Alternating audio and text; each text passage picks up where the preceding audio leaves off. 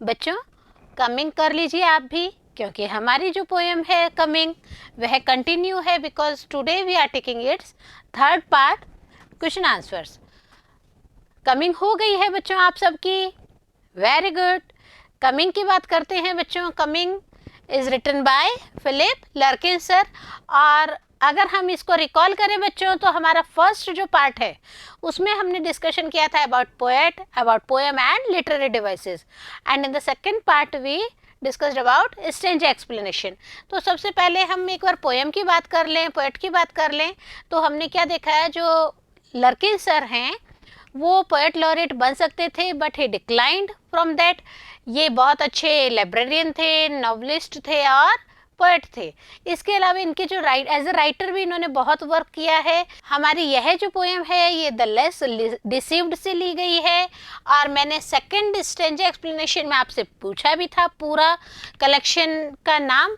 तो अब मैं आपको फिर बता दूं, द लेस डिसीव्ड जो है उसमें से ही इसको लिया गया है। और उसमें हमारे पोएम की अगर हम बात करते हैं तो हम क्या देखते हैं कि स्प्रिंग सीजन का कमिंग है, उसके लिए जो थ्रश पक्षी का सिंगिंग है, उसकी जो वॉइस है वो हम सबको एक नयापन दे रही है।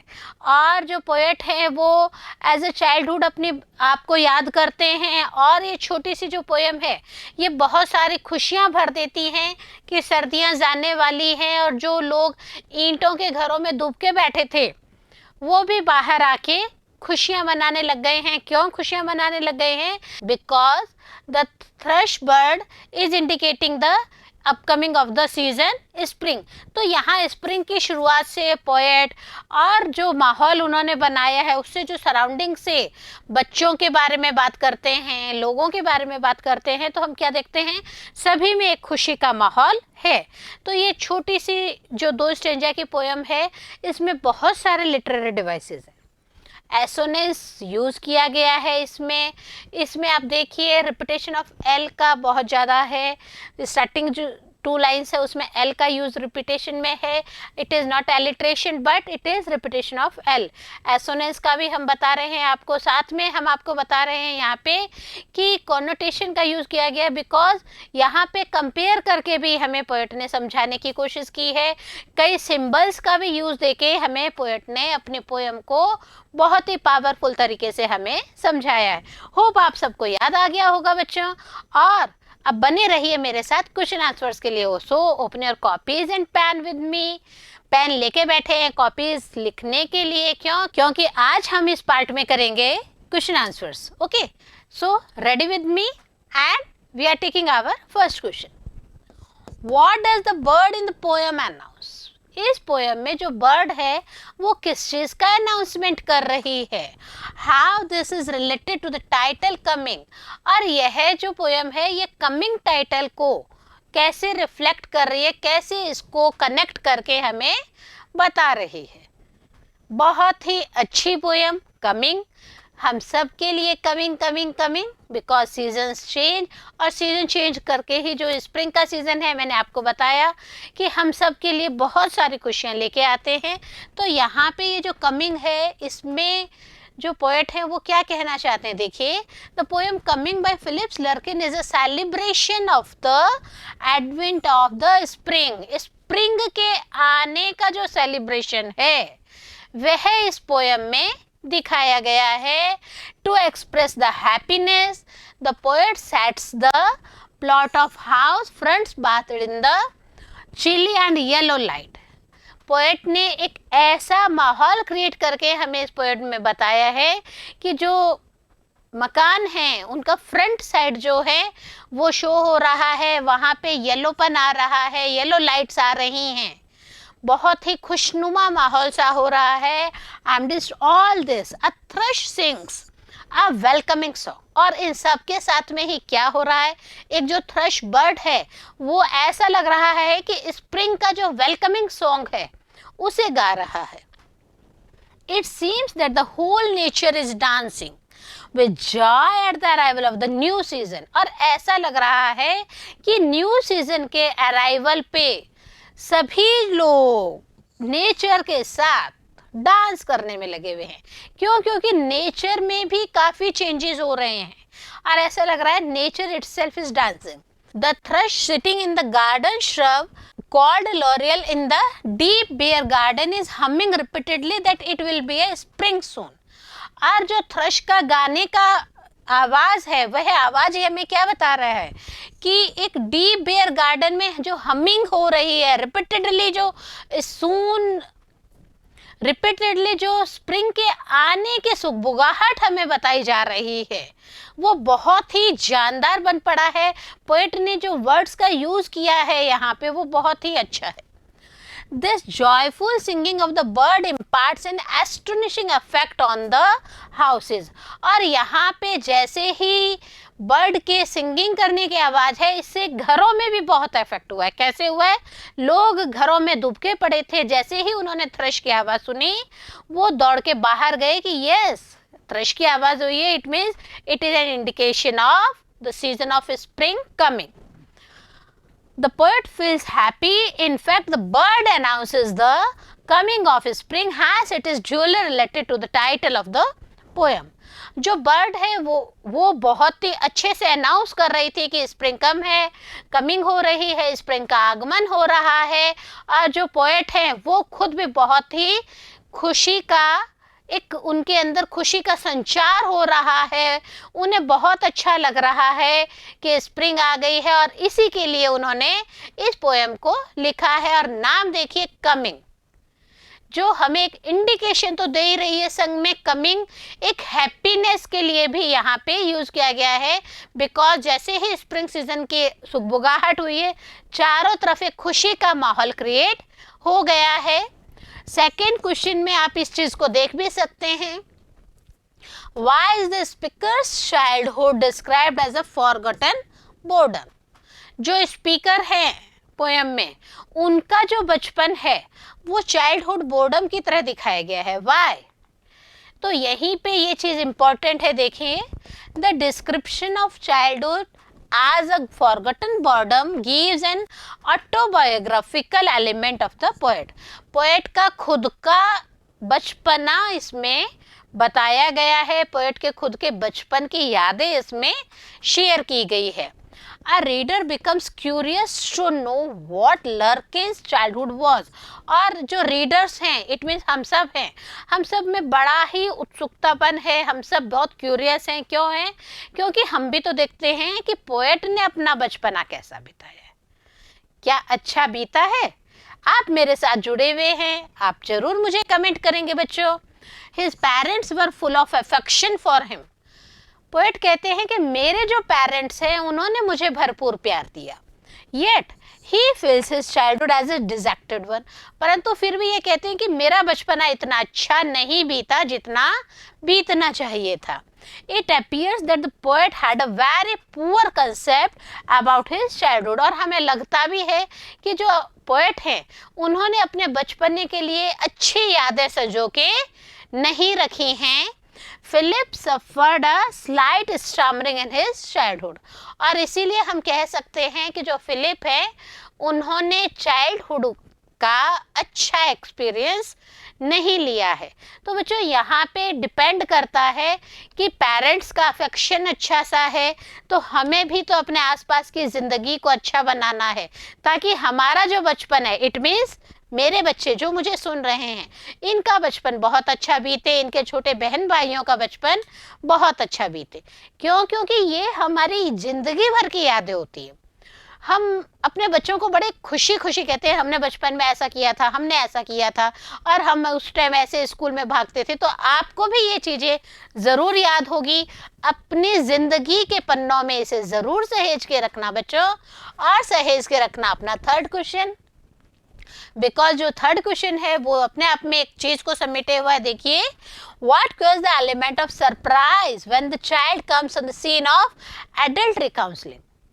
एडल्ट्स जो हैं वो आपस में बात कर रहे होते हैं, उस समय जो चाइल्ड है, बच्चा है, वो किस चीज की यादगारें अपने अंदर समेट रहा है, किस चीज के लिए क्या परिवर्तन उसके अंदर हो रहे हैं। देखिए, As Larkin is absorbed in the repeated hummings of the thrush, he is reminded of his boring childhood which he feels is best forgotten.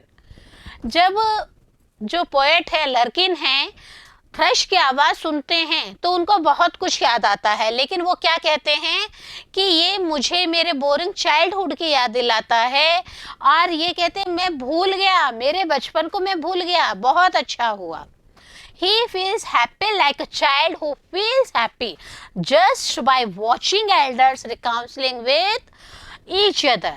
और वो कहाँ खुशी मना रहे हैं, वो क्या कह रहे हैं कि मैं उस बच्चे की तरह खुश हूँ जो एक बड़ों लोगों को आपस में कहीं न कहीं किसी न किसी बात पे वार्तालाप करके बहस करने के बाद में उसको फिनिश करने की जो खुशी होती है उसको देख के मैं खुश हूँ.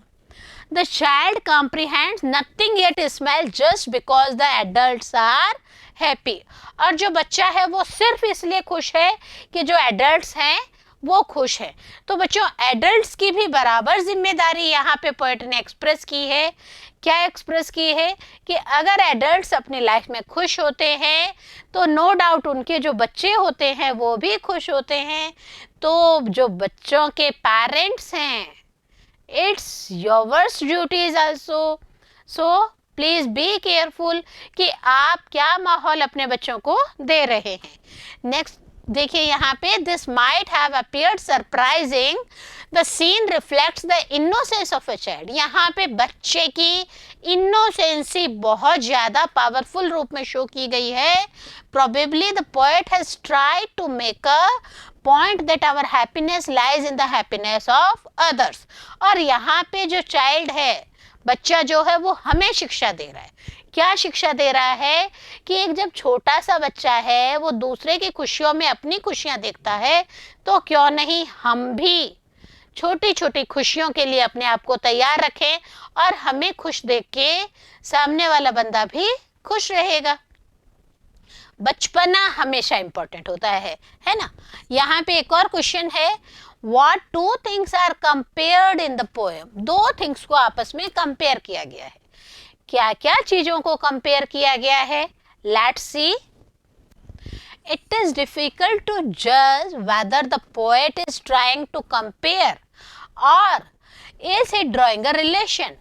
काफ़ी मुश्किल आ रहा है. क्या मुश्किल आ रहा है कि पोएट रिलेशंस को बता रहा है या फिर कोई चीज़ों को कंपेयर कर रहे हैं. Philip Larkin in his poem coming celebrates the advent of the new season spring. यहाँ पे सबसे पहले तो हम बात करें कि जो पोएट है वो कमिंग पोएम में किसके लिए सेलिब्रेशन कर रहे हैं?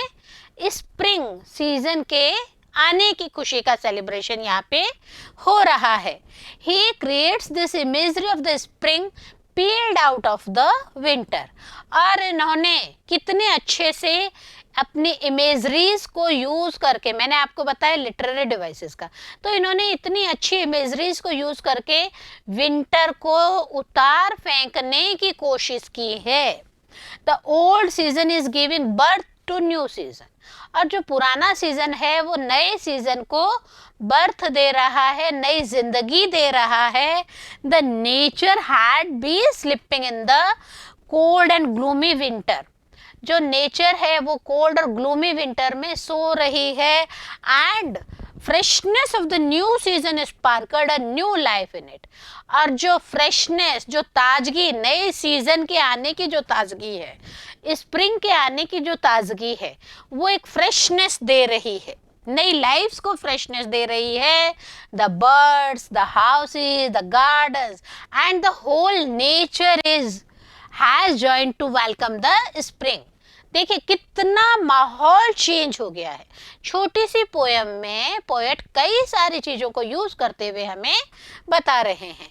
Seeing this transformation, the poet is so happy that he himself transcends into childhood. और इतने अच्छे माहौल को देख के पोएट खुद क्या कहते हैं? काश मेरा भी बचपना वापस आ जाता, काश मैं भी इन सब चीज़ों को वापस देखने की, वापस महसूस करने की, वापस अपने बचपन में जाने की कोशिश करता.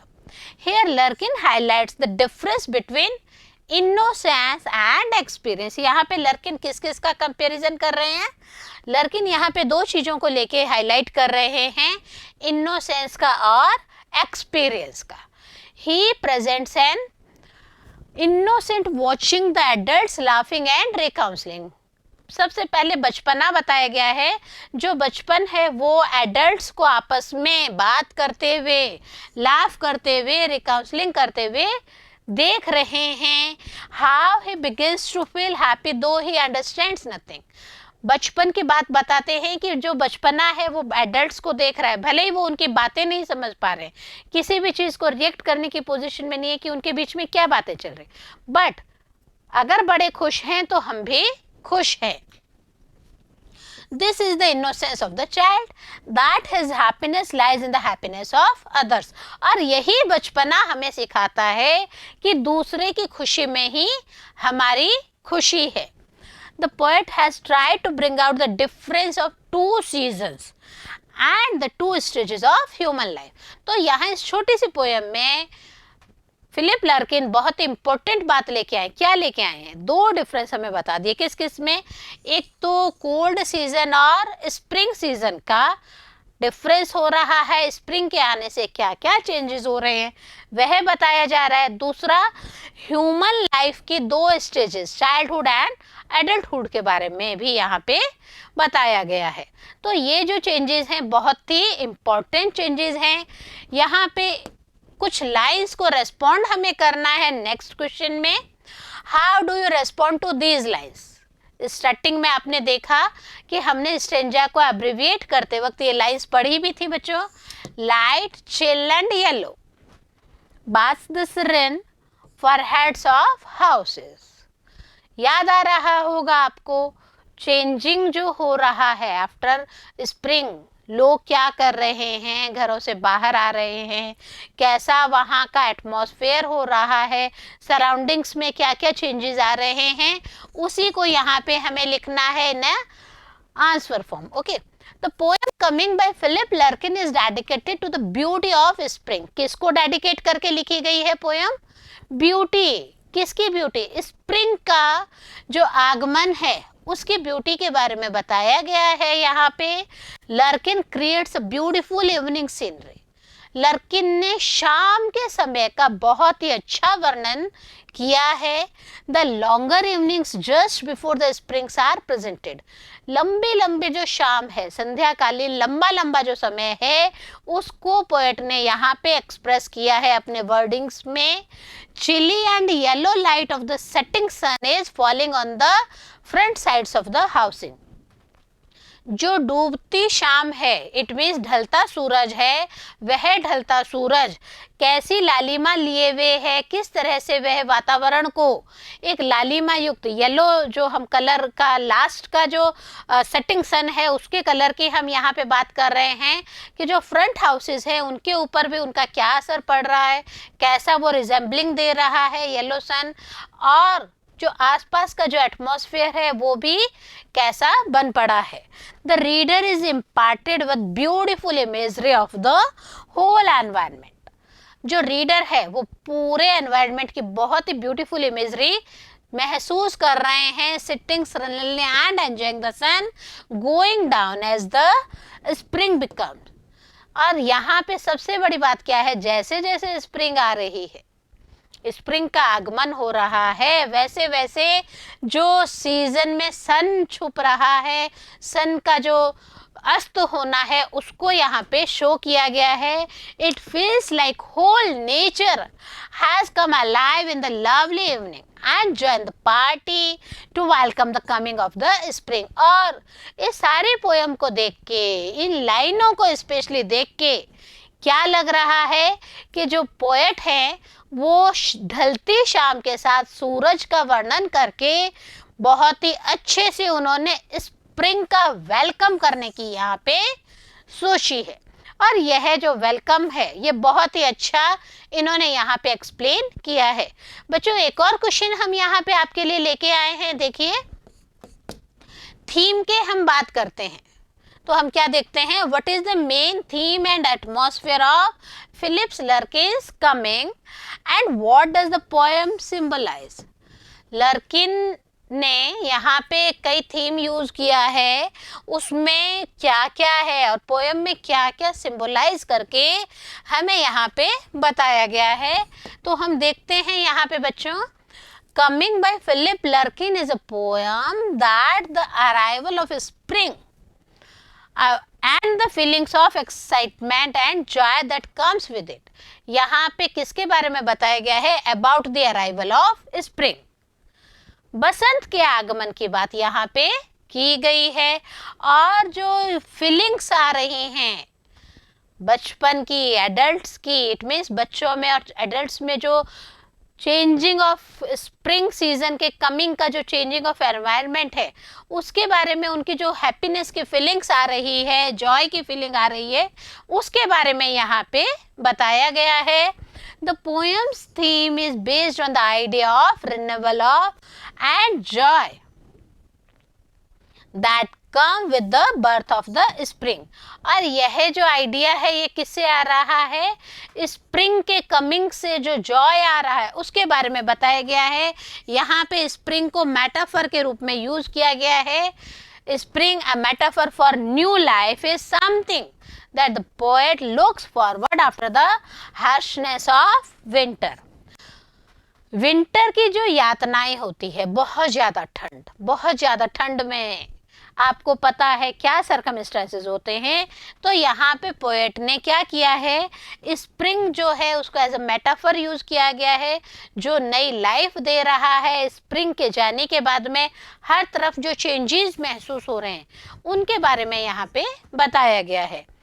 The theme of the renewal and cycle of new life and joy comes through the mood and atmosphere of the poet creates। और यहाँ पे ये जो पोएट ने क्रिएशंस किए हैं, जॉय का क्रिएशन किया, हैप्पीनेस का क्रिएशन किया, थ्रश के सिंगिंग का क्रिएशन किया, तो इन सब से हमें क्या लग रहा है कि पोएट ने बहुत अच्छे सिंबल्स यहाँ पे यूज किए हैं।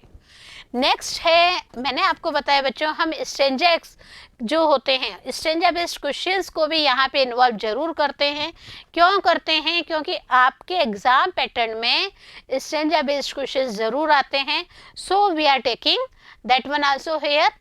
Say with me, this one stanza, first stanza is taking we are on longer evenings, light, chilly and yellow, past this rain, foreheads of houses, a thrush sings, laurel surrounded, in the deep beer garden its fresh peeled voice, astonishing the brickwork। तो यहाँ पे ये जो lines हैं, इन lines के ऊपर based questions बनते हैं। तो हम स्टेप बाय स्टेप क्वेश्चंस को रीड आउट कर रहे हैं। Hope you are with me. First read out these questions and after that you will write down in your copies. Okay, first question देखिए, the foreheads of the houses are serene. Why? जो front side है, foreheads का means है जो मकानों का अगला हिस्सा है, वो श्रिन कर रहा है। वो क्या है, क्यों कर रहा है वो? The foreheads of the houses are serene because no activity is seen there. कोई भी एक्टिविटी नहीं हो रही है। क्यों नहीं हो रही है? क्योंकि बहुत ज़्यादा विंटर है, लोग बाहर ही नहीं निकल रहे हैं, कोई भी वहाँ पे क्रिएशंस, कोई भी एक्टिविटी वहाँ पे नहीं हो रही है, सब कुछ शांत शांत बन पड़ा है। नेक्स्ट देखिए, what is a laurel? Laurel क्या है? Laurel is a bush with smooth shining leaves. यहाँ पे हम बात करते हैं लॉरेल की, तो हम क्या देखते हैं कि जो लॉरेल है, झाड़ियों को कहा गया है जो बहुत ही स्मूथ होती हैं और जो इनकी लीव्स होती हैं बहुत ही स्मूथ और शाइनिंग वाली लीव्स होती हैं। नेक्स्ट यहाँ पे एक और क्वेश्चन है, देखिए एक फ्रेज यूज किया गया है, उस फ्रेज के लिए हमें बताना है what is suggested by the phrase the deep bare garden. क्या सजेशन दी जा रही है, क्या बताया जा रहा है, इसी को हमें आंसर के रूप में लिखना है बच्चों। The phrase the deep bare garden suggest that the garden is dense with trees that have no leaves at the time of the season.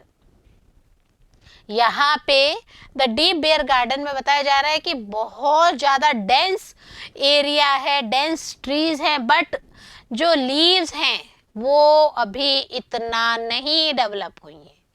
क्यों नहीं हुई है? विंटर का सीजन है, लीव्स अपने आप को पेड़ों के साथ नहीं रख सकी हैं, छोड़ चुकी हैं। Next one is what does the poet means by its fresh field voice? Break work. ये एक पूरा आपको लाइनिंग दिया गया है, यहाँ पे पोएट क्या एक्सप्रेस करना चाहते हैं, क्या बताना चाहते हैं? The poet means that the fresh, soft and sweet voice of the thrush surprises the residents of the houses made of brick. जैसे ही थ्रश जो बर्ड है उसके सिंगिंग करने की आवाज आती है, तो जो भी ईंटों के अंदर, इट मीन्स ईंटों के बने हुए मकानों के अंदर लोग रहते हैं, उनमें हलचल दिखाई देती है, वो बाहर आते हैं और वो इंडिकेशन को समझने की कोशिश करते हैं। It is an indication of coming of spring. तो यहाँ पे इस चीज़ को ज़रूर बताया गया है। एक और स्टेंजा यहाँ पे लिया गया है, देखिए, it will be spring soon, it will be spring soon. मैंने आपको पहले भी बताया था, यहाँ पे स्प्रिंग सून का रिपीटेशन किया गया, इस लाइन को रिपीट किया गया है। एंड आई, यहाँ पे मैंने आपको बताया आई पोएट ने अपने खुद के लिए यूज किया है। And I whose childhood is a forgotten border, poet ने अपने बारे में यहाँ पे बात की है। Feel like a child who comes on a scene of adult recounseling and can understand nothing but unusual laughter and stars to be happy. तो ये जो हमारा सेकेंड स्टेंजा है, इस सेकेंड स्टेंजा के ऊपर बेस्ड क्वेश्चंस बन रहे हैं बच्चों। We are taking one by one and hope you are reading with me because these are the important part. आपको बार बार स्टेंजा बेस्ड क्वेश्चंस के लिए बोला गया है, आपको बार बार बता रही हूँ मैं कि आपके एग्जाम पैटर्न में इसको इसी तरह से लिया जाएगा। First question is here, what does the repetition of the line it will be spring soon show? एक लाइन का रिपीटेशन किया गया है, it will be spring soon. तो यहाँ पे पोएट क्या शो करना चाहते हैं इसमें? देखिए, the repetition of the line shows the Joy of a child like inclination. Child जो है, बच्चा जो है, जैसे खुशी जाहिर करता है, उसी खुशी को यहाँ पे बताया गया है। It will be spring soon, it will be spring soon. तो ये जो है, ये चाइल्ड का जो एक इंडिकेशन होता है बहुत अच्छा सा, इसमें पोएट ने हर चीज़ को, इमेजरी को यूज़ करते वक्त, सिंबल्स को यूज़ करके हमें समझाने की कोशिश की है कि वाकई में स्प्रिंग के आने से इतनी खुशियाँ मिल रही हैं। नेक्स्ट यहाँ पे पोएट एक और चीज को एक्सप्लेन कर रहे हैं। देखिए, what does the poet mean by adult reconciling? Adult reconciling से पोएट यहाँ पे हमें क्या समझाने की कोशिश कर रहे हैं? एक जो बच्चा है, चाइल्ड है, वो उनको एडल्ट्स को देख के अपने आप में क्या महसूस कर रहा है, क्या फील कर रहा है, उसी को हमें यहाँ आंसर के रूप में लिखना है। अ चाइल्ड इज इनोसेंट, बच्चे बहुत मासूम होते हैं। He does not understand why others or adults are happy. बच्चों को ये समझ में नहीं आता कि बड़े क्यों खुश हैं, परंतु बड़े खुश हैं इसीलिए वो भी खुश हो जाते हैं। He feels happy and joyful when others do so. तो ये हम सबके लिए इंडिकेशन है कि हमें हमेशा खुश रहना चाहिए, क्योंकि हम खुश रहेंगे तो जो बचपन है वह खुश रहेगा। एक और क्वेश्चन है बचपन के बारे में ही, पोएट के बचपन के बारे में ही है। क्या है? देखिए, whose childhood is a forgotten boredom? किसका चाइल्डहुड फॉरगटन बोर्डम के रूप में यहाँ पे बताया गया है।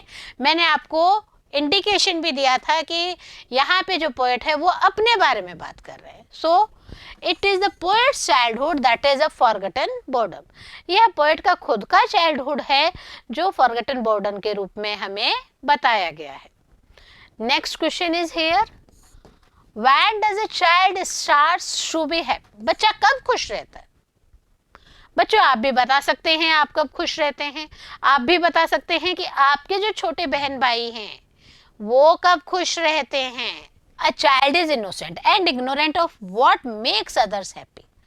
बच्चे बहुत ही मासूम होते हैं, उन्हें नहीं पता कि बड़े लोग किस चीज़ से खुश हो रहे हैं, किस चीज़ से खुश नहीं हो रहे हैं। He is therefore happy when he sees others laughing and expressing their happiness. और इसीलिए बच्चा जब बड़ों को खुश देखता है तो वह भी अल्टीमेटली खुश हो जाता है। तो हम सबके लिए एक सीख भी है इस पोएम में कि हम सबको खुश रहना चाहिए, क्योंकि हम खुश रहेंगे तो स्प्रिंग जो है वो आती रहेंगी, और स्प्रिंग जो है वो खुशियों का संचार कर रही है। इट मीन्स हमारे जो बचपन के लोग हैं, हमारे जो बच्चे हैं, वो भी हमेशा खुश रहेंगे। बच्चों, होप कमिंग बहुत सारी सीजन्स को लेके आई है, स्पेशली स्प्रिंग को लेके आई। मैंने बहुत सारे सीजन इसलिए कहा क्योंकि ये जो बच्चे हैं उनके लिए खुशियों का सीज़न लेके आई है। ये जो पोएम है ये एक और सीज़न लेके आई है एडल्ट्स को खुश रखने का। क्या है कि एडल्ट्स जो है अगर वो खुश रहेंगे तो बच्चे उनकी खुशी को देख के खुश रहेंगे। तो hope you all like this poem. बहुत अच्छा लगा, बहुत अच्छी पोएम है। बहुत अच्छे से पोएट ने हम सबको खुश रहने का मूल मंत्र दिया है, कमिंग ऑफ स्प्रिंग के थ्रू, थ्रश जो सिंगिंग बर्ड है उसके थ्रू, अपने खुद की बचपन की बातें बताने के थ्रू। तो hope you all understand this poem. बच्चों, मिलते हैं अगली नई पोएम के साथ, तब तक बने रहिए बिंदु के साथ। नमस्कार।